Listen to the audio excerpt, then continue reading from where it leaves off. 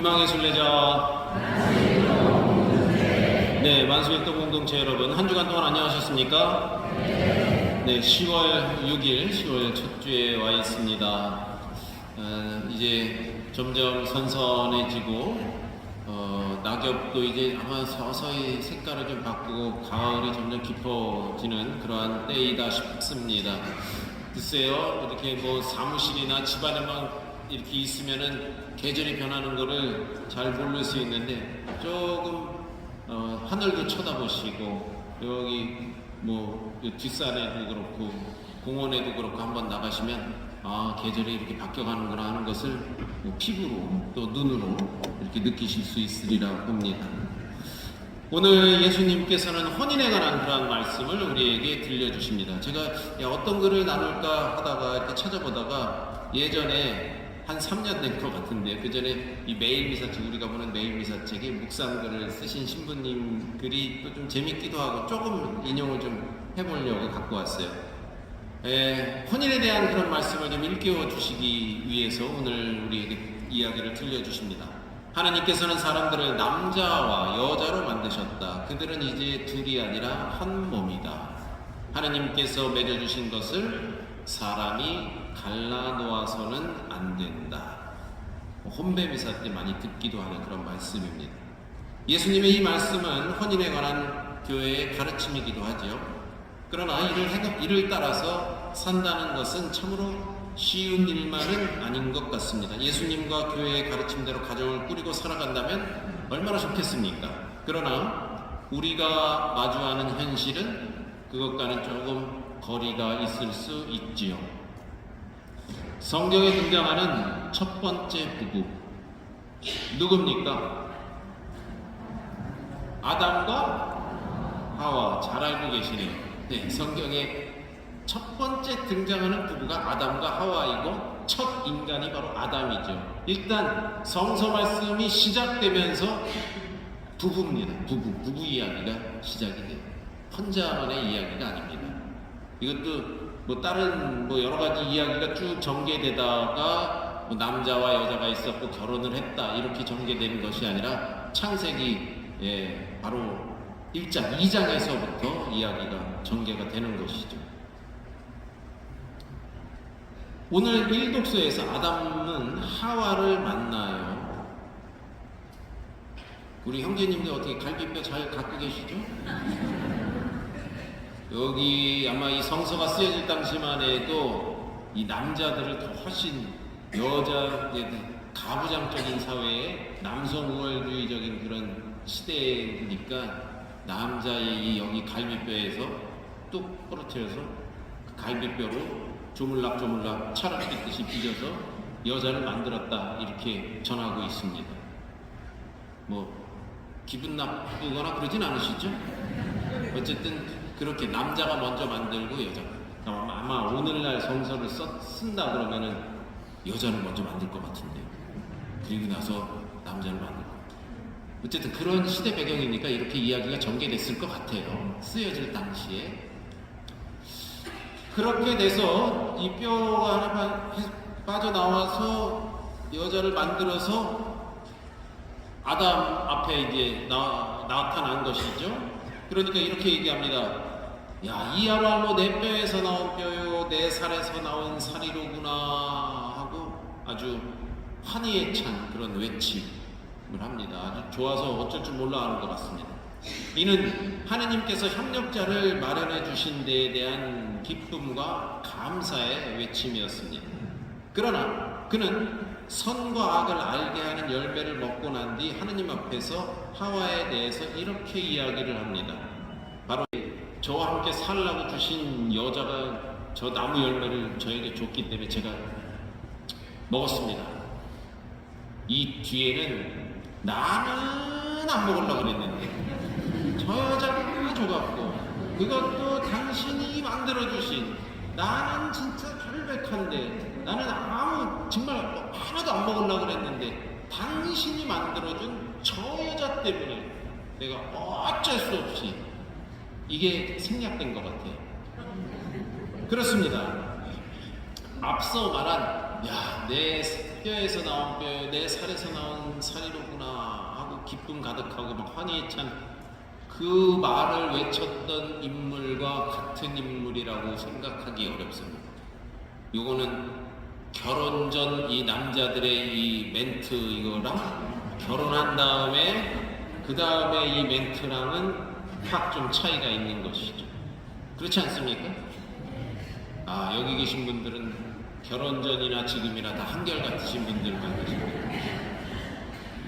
그렇습니다. 말이 막 틀려지는 것이죠. 근데 또 여러분 생각해 보세요. 그 여자 입장에서 보자 이겁니다. 하와의 마음은 이 말을 옆에서 듣고 있던 하와의 마음은 어떠했을까요? 그에게 저 말을 지금 하고 있는 핑계를 대고 있는 그 아담은 남편이 아니라 이른바 남의 편처럼 보였을 것입니다. 인류의 첫 부부도 이처럼 현실적인 모습을 지녔습니다. 여러분, 내 남편이 옆에서 막 이렇게 얘기를 했다 그러면 어떻게 가만히 있으시겠어요? 네?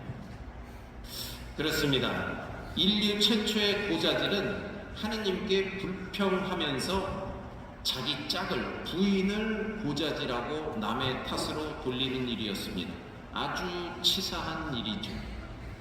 원죄는 분명 인간이 감히 하느님과 같아지려고 하여 했던 교만함의 죄입니다. 그러나 다른 한편으로는 이 원죄는 죄의 탓을 남에게 전가시키는 것에 있었다고도 할 수 있겠죠. 우리는 오늘도 그렇습니다. 매일 미사 때마다, 오늘도 미사를 시작하면서 가슴을 치면서 제 탓이요, 제 탓이요를 외쳤습니다. 그러나 일상의 삶으로 돌아가면 남의 탓을 먼저 찾게 되는 게 현실이기도 합니다. 남의 탓, 아내 탓, 남편 탓, 자식 탓, 동료 탓. 그러면 삶은 지겨워지고 기쁨은 저 멀리, 더 멀리, 아주 멀리 달아나 버립니다. 반대로 미움은 더 가까이, 더 내 곁으로 오게 되는 것이죠. 남의 탓을 하는 순간 옆에 남편은 점점 미워지고 싫어지고 치사해 보이고 이렇게 되는 것이죠. 이 독서 히브리서 이렇게 증언하고 있죠. 사람들을 거룩하게 해주는 분이나 거룩하게 되는 사람들이나 모두 한 분에게서 나왔습니다. 그런 까닭에 예수님은 그들을 형제라고 부르기를 부끄러워하지 않으십니다. 사랑 안에 있는 부부는 둘이 아니라 한 몸입니다. 하느님 안에 둘은 하나입니다. 거룩한 존재, 내 탓이오라고 고백하는 존재들입니다. 성경이 전해주는 부부는 그 부부의 모습은 그렇게 아름답지만은 않습니다. 다만 그들은 자신들이 맞이한 어려움을 하느님 안에서 함께 견뎌내었습니다. 이렇게 성경은 하느님 안에서 함께 살아가는 것이 혼인이라는 사실을 우리에게 알려줍니다. 어려움을 함께 이겨내는 것이 부부입니다. 즐겁고 기쁠 때는 괜찮아요. 근데 어려움이 닥친 순간, 그 순간 바로 부부의 진실된 모습, 진가를 발휘하는 기회요, 찬스가 되는 것이죠. 어려움을 함께 이겨내는 것, 하느님 안에서 함께 극복해내는 것이 바로 부부입니다. 어떻게 서로 좀 눈 좀 마주쳐 보세요. 아니, 남의 부인 눈 마주치지 말고 굉장히 쑥스러워 하시네요. 이렇게 보니까 같이 앉아 계신 분들 꽤 많으신데 그렇습니다. 때로는 남편이 아닌 남의 편 같고 때로는 부인이 아닌 부인하고 싶은 사람일 수 있겠지만 남편 그리고 아내는 하느님께서 보내주시어 한 마음 한 몸을 이룬 나의 또 다른 나 하나의 존재임을 우리는 잊지 말아야 합니다. 아울러 특별히 오늘날 결혼 생활로 고통받고 있는 사람들이 사실 많이 있습니다. 그리고 어떻게 시원시원하게 하소연을 하거나 내놓고 얘기를 하기도 참 힘들어하는 그러한 상황에 겪고 있는 분들이 많이 있죠. 그리고 또 헤어짐, 또 다시 만나, 또 헤어짐, 뭐 이런 아주 어려운 그런 시간을 경험하신 분들도 많이 있습니다.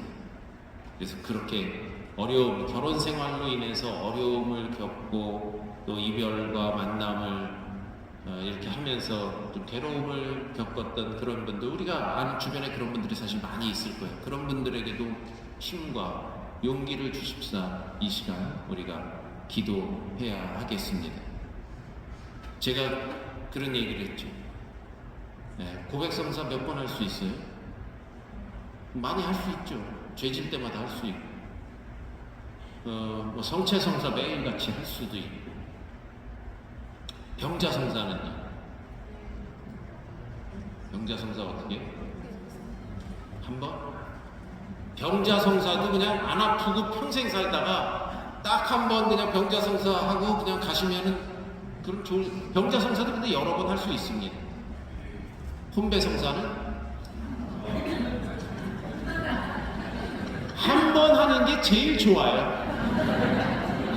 한 번 하는 게, 제가 볼 때는 한 번 하는 게 좋습니다. 한 번 혼배로 죽을 때까지 같이 한 몸을 이루면서 살아가는 게 제일 좋죠. 그러나 불행하게도 뭐 사별을 했다든가 어떤 뭐가 안 됐다든가 뭐 이러면 또 할 수도 있어요. 뭐 무효 소송을 내서 또 할 수도 있지만 그런 어려움을 겪지 않게 되는 것이 좋죠. 한 번만 하시는 것이 좋죠. 그렇습니다. 지금 여러분들 결혼 생활 어떻게 이어가고 계십니까? 에휴, 뭐 50년, 60년 됐는데 뭘, 그래도 한 몸을 이루고 있는 부부죠. 그리고 또 여러분들 자녀들, 손주들 결혼 생활을 시작하신 분들도 있으실 거예요. 이 시간 오늘 이 미사 중에 우리 가정, 내 짝, 내 남편, 내 부인 함께 기억하면서 또 여러분들의 자녀들 함께 기억하면서 기도합시다. 어느 날 꼬맹이가 토끼에게 풀을 먹이다가 엄마에게 물었어요. 엄마, 토끼는, 이 토끼 아시죠? 이 토끼? 토끼는 어디를 잡아야지 꼼짝 못해요? 다 아시네요. 귀를 잡으면 되지 하고 얘기했습니다. 바로 그때 고양이가 옆에 담장이를 어슬렁어슬렁 걸어가는 거예요. 그래서 엄마, 그럼 저기 저 고양이는 어디를 잡아야지 돼? 네, 엄마가 아이, 고양이는 목덜미를 잡으면 된단다. 강아지도 그렇고 목덜미를 딱 잡으면 못 움직인다. 그리고 이번에는 엄마가 반대로 아이에게 물었어요. 그럼 사람은 어디를 잡아야겠니? 아이는 곧바로 대답을 하려 했지만 어디를 잡아야 하는지 몰랐습니다. 어머니도 답을 알려주지 않았습니다. 여러분이 생각하기에 사람은 어디를 잡아야 꼼짝하지 못할까요? 아이는 커서 엄마가 된 후에야 깨달았습니다. 사람은 목덜미를 잡아도, 팔을 잡아도, 귀를 잡아도 소용없다는 것을, 오직 마음을 잡아야 한다는 것을. 한 주간 동안 여러분들 부인과 남편, 가족들의 마음을 잡는 데 에너지를 많이 소모하는 그런 시간들이 되시기를 바랍니다. 제가 어제 물어봤더니 한쪽에서 저 중학교 한 3학년짜리 되는 놈이 어디를 잡아야 되겠어? 멱살을 잡는 절대 멱살 잡는 일 없이 마음을 잡는 한 주간이 되시기를 바랍니다.